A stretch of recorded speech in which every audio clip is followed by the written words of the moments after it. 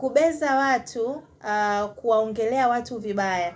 Yaani kumsengenya mtu labda kwa sababu labda hana kitu fulani, labda hana pesa muda huo, unamsengenya, unamdhihaki, unamuongelea vibaya, ni laana na inaweza ikatembea na wewe bila wewe kujua.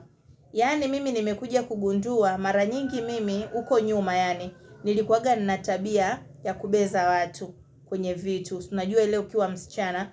Kwa hiyo kila nilichokuwa nikimbezea mtu, mimi kilikuwa kinanikuta. Yaani yale mabaya yananikuta. Labda unaweza ukakaa ukasema huyu naye, unakaaje ndani una chakula? My dear, unashangaa shopping yote ulionunua inaisha na unakaa hata 3 months hauna shopping ya maana ndani.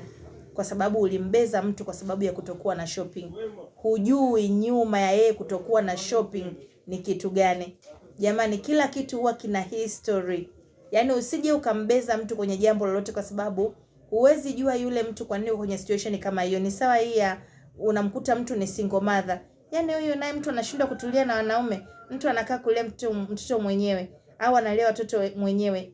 Do you think watu wanapenda kuishi peke yao? Kulea watoto peke yao? Of course kuna watu baadhi wanapenda, lakini watu waliokuwa wengi, kila mtu anapenda kulea watoto wake akiwa na mwenza wake. Sasa ukijikuta unambeza mtu hivyo, unaweza ukajikuta una end up na kuwa single mother.